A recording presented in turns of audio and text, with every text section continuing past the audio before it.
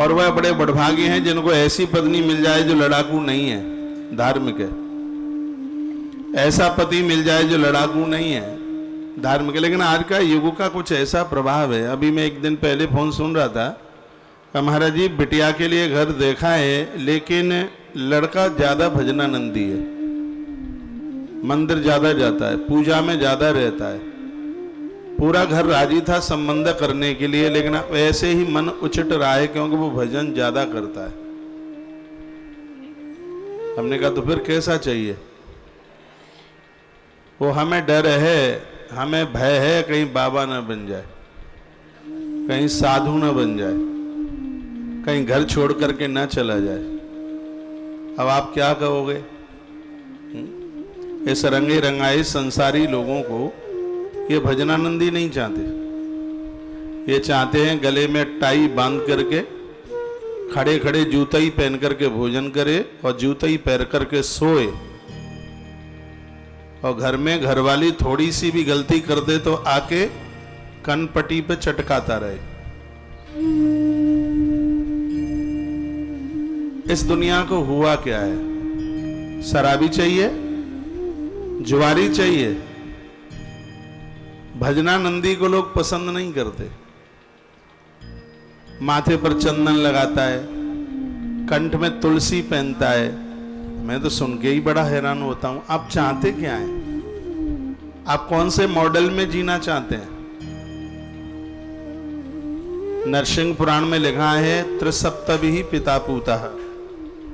जिस परिवार में धार्मिक संतान है, आपकी बेटी का संबंध ऐसी जगह हुआ है जहां जामाता धार्मिक है, 21 पीढ़ियां मुक्त होती हैं, 21 पीढ़ियां भगवान के धाम को जाती हैं। 7 पीढ़ियां मामा पक्ष की, 7 पीढ़ियां पिताजी के पक्ष की और 7 पीढ़ियां ससुराल पक्ष की। लेकिन तुम मुक्त होना ही नहीं चाहते, तुम तो गोबर ही लाओ, उस गोबर में ही पड़े रहोगे। भजन करने वाले लोगों से इतनी नफरत है। हमें तो भय लगता है कि ज्यादा भजन करता है, पता नहीं हमारी लड़कनी को कुछ समझेगा भी कि नहीं समझेगा, हमारी बेटी से बात करेगा भी कि नहीं करेगा। इस युग का कुछ ऐसा प्रभाव है, बेटियां इतनी बड़ी उम्र की हो जाती हैं और आप संबंध नहीं कर पाते इन्हीं सब चीजों में। एक कथा ब्रह्म पुराण में, ब्रह्म वैवर्तक पुराण में आती है। पूर्व की जो जानकी थी उसने भगवान शंकर से वरदान मांगा, और क्या मांगा कि मुझे ऐसा पति चाहिए जो मुझसे झूठ ना बोले।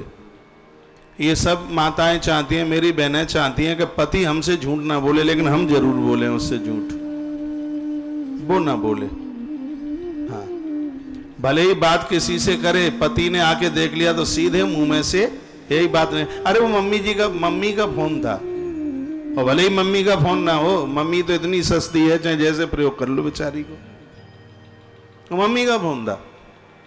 मम्मी ये बोल रही थी, बेटा चावल वावल है कि नहीं है? नहीं हो तो पिंटू परसों आ रहा है तो उसके हाथ हम एक थैला भेज देंगे।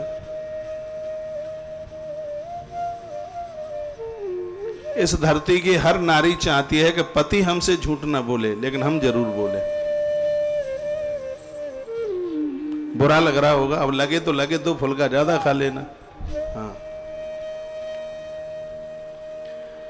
उस जानकी ने दूसरा वरदान, ये पुष्कर में वरदान मांगा था, दूसरा वरदान यह मांगा था, मेरा पति खूब खाए, मैं बनाऊं। ये तो अच्छा मांग लिया है, पति जी में तो मेरे हाथ की रोटी उसको बहुत अच्छी लगे, लेकिन ये भी ठीक है आपके हाथ की भी अच्छी लगे, आपकी सासू माँ के हाथ की भी उसको अच्छी लगे।